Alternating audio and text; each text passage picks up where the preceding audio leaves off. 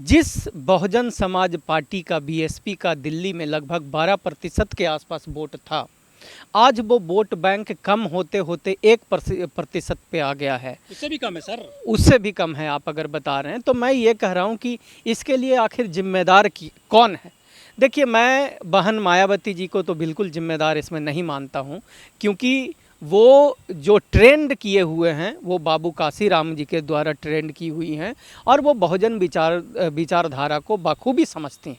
हाँ, ये संभव है कि बहन जी को इन्फॉर्मेशन देने वाला या ऊपर से इन्फॉर्मेशन नीचे तक लाने वाला जो व्यक्ति है, चैनल है, जो चैनल है, वो चैनल हो सकता है कि बहन जी को वास्तविकता से वाकिफ ना करवा रहा हो, जिसके कारण आज दिल्ली और देश में बसपा की जो राजनीतिक स्थिति है, पोजीशन जो है, वो खराब होते जा रही है। मेरा यही मानना है। तो मैं बहन जी से ज़रूर निवेदन करूंगा कि ये लोग जो आपके नाम पर दलाली कर रहे हैं और हमारे लोगों को गुमराह करने का काम कर रहे हैं, इन लोगों को व्यवस्था से ज़रूर आपको बाहर कर देना चाहिए, अगर कोई ऐसा व्यक्ति है तो।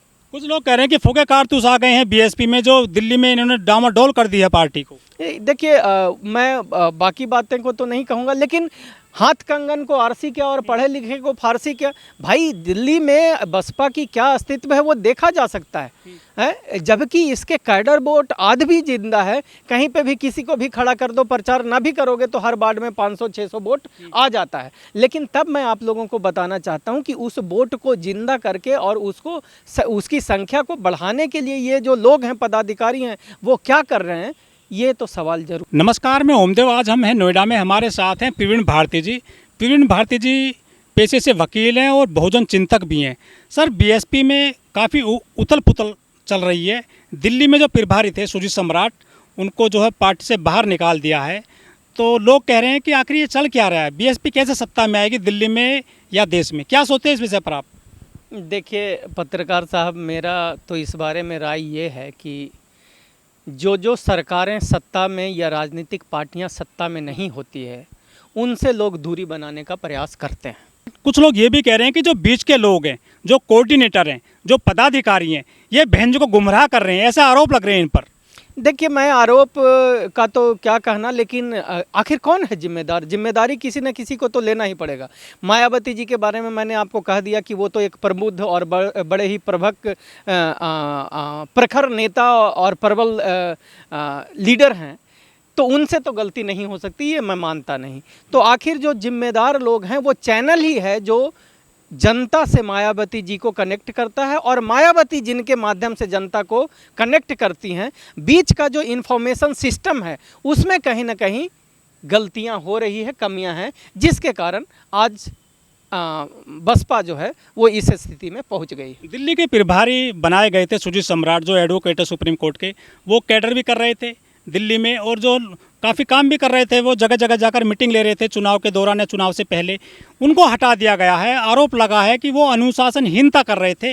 वो बीएसपी में यही एक लाइन लिखी जाती है जब किसी को हटाया जाता है कि अनुशासनहीनता के आरोप में फला व्यक्ति को हटा दिया गया है। क्या सोचते हैं इस बारे में आप? देखिए, मेरा किसको हटाया गया और किसको लाया गया ये बहुत मायने नहीं रखता है एक पॉलिटिकल पार्टी के लिए। जो मायने रखता है वो अपना राजनीतिक वर्चस्व को बनाए रखना मायने रखता है।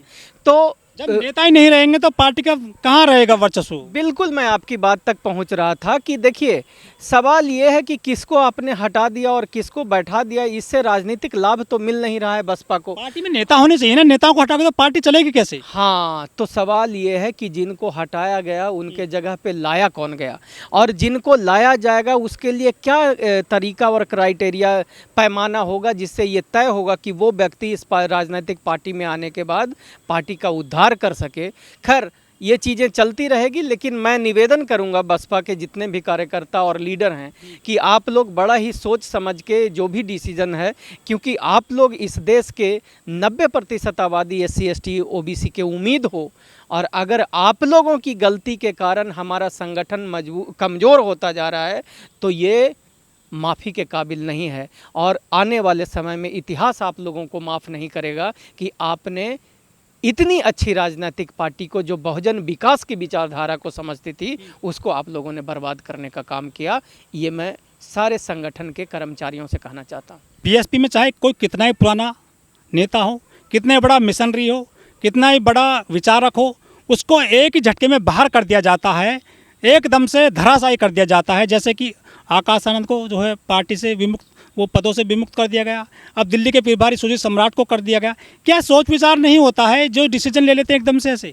देखिए, आजकल तो मैं भी बहुत इसमें सहमति नहीं रखता हूँ, लोगों को हटाया जा रहा है। लेकिन मैं कह रहा हूँ कि ठीक है, आप संगठन चलाने के लिए जो ज़रूरतें हैं उसको पूरा कीजिए, लेकिन मैं कह रहा हूँ कि जिनको भी हटाया गया, सम्राट जी को, सुजीत सम्राट जी को हटाया गया, उसका लाभ क्या मिल रहा है पार्टी को? क्या इस चुनाव में, जो अभी लोकसभा का चुनाव हुआ है दिल्ली में, क्या इसमें अच्छा परफॉर्मेंस करने जा रही है उनके हटाने से? और अगर नहीं तो फिर हटाया क्यों जा रहा है? इन सारी बातों का चिंतन, गहन मनन इस पर करना चाहिए।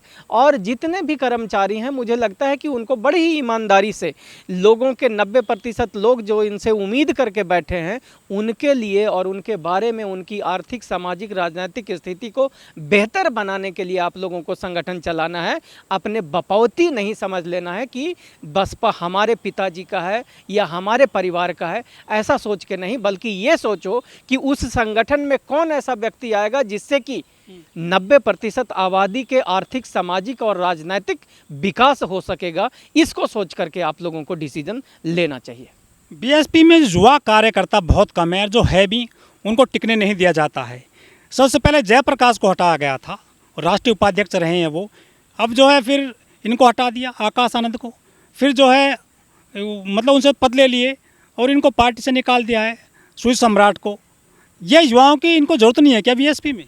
नहीं, युवाओं के बगैर तो देश चलेगा नहीं। जिस देश का 60% आबादी युवा हो, जिस देश में 60 करोड़ आबादी युवाओं का हो, उस देश में अगर युवाओं का रिप्रेजेंटेशन नहीं रहेगा तो कैसे ये राजनीतिक पार्टी आगे बढ़ेगी? और युवाओं का देख रेख कौन करेगा? उनके बारे में सोचेगा कौन? और उनके बारे में वही बेहतर सोच सकता है जो युवा हो।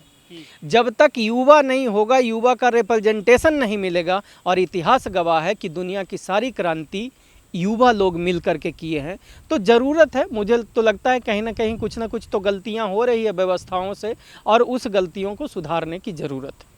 ये भी कहा जा रहा है कि बीएसपी में लोकतंत्र नहीं रह गया अन्य पार्टियों की तरह, एक ही झटके में यहाँ पर धराशायी कर दिया जाता है। कोई सोच विचार नहीं होता है, ना कोई चुनाव होता है, किसको लेना है अंदर, किसको हटाना है। चुनाव की प्रक्रिया होनी चाहिए लोकतांत्रिक तरीके से पार्टी में पदाधिकारियों के लिए। देखिए, मैं आपकी बात से सहमति नहीं रखता हूं पत्रकार साहब, क्योंकि बीएसपी एक बड़ा ही सेंसिटिव ऑर्गेनाइजेशन है, और इसकी जो लीडर हैं बहन मायावती जी, वो बहुत ही सुलझी हुई लीडर हैं।